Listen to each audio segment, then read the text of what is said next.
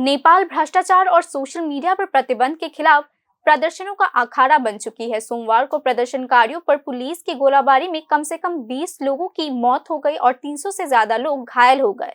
काठमांडू की सड़कों पर दंगाई भीड़ के सामने खड़ी पुलिस गोलाबारी कर रही है। कांच के टुकड़े, टूटे हुए बैरिकेड, जलते हुए वाहन हर जगह बिखरे पड़े हैं। सोमवार का भयावह दृश्य पूरे नेपाल का प्रतिबिंब सा है, जहां एक देश की राजनीतिक विफलता, एक पीढ़ी का गुस्सा और एक शासक का असहाय पतन उजागर होता नजर आ रहा है। केपी शर्मा ओली कभी नेपाल के शक्तिशाली प्रधानमंत्री थे, लेकिन भ्रष्टाचार और एक के बाद एक विवादास्पद कदमों ने जन विरोध को जन्म दिया। सोशल मीडिया पर प्रतिबंध लगाने का फैसला ताबूत में आखिरी कील साबित हुआ। डिजिटल जनरेशन जो रोजाना फेसबुक और एक्स पर बातें करती है, हंसते हैं और संगठित होते हैं, ने इस फैसले को सीधे तौर पर अधिकारों का हनन माना और वहीं से आग सड़कों तक फैल गई। प्रधानमंत्री ओली ने आखिरी समय में सेना से उम्मीद की किरण देखी, लेकिन सेना प्रमुख अशोक राज ने कहा कि एक जन आंदोलन के सामने सरकार का समर्थन करने का मतलब है सेना को जनता के खिलाफ खड़ा होना होगा।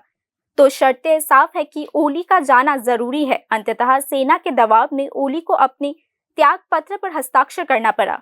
पुलिस गोलाबारी में मारे गए लगभग 20 युवकों का खून अब आंदोलन की आग में घी का काम कर रहे हैं। 300 घायलों का दर्द पहाड़ी कस्बों तक फैल चुका है। मंगलवार को राष्ट्रपति रामचरण पौड्यूल और प्रधानमंत्री ओली के सरकारी आवास में आग लगाने के बाद आक्रोशित भीड़ अन्य मंत्रियों के घरों की ओर दौड़ पड़े।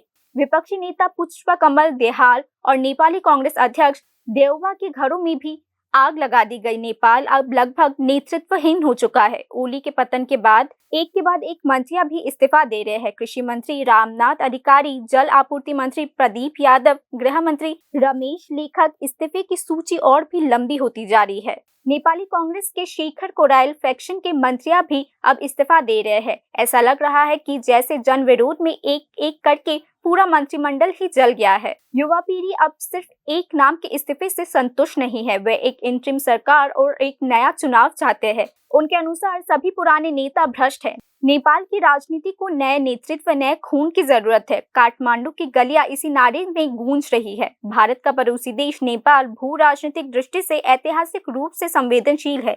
ओली के पतन ने भारत के राजनीतिक संबंधों के लिए एक नया सवाल खड़ा कर दिया है। पड़ोसी देश में अशांति का मतलब सीमावर्ती क्षेत्रों में भी अशांति है। इसीलिए दिल्ली नेपाल में हर राजनीतिक बदलाव पर कड़ी नजर रखे हुए है। ओली चले गए हैं, लेकिन स्थिति शांत नहीं हुई है।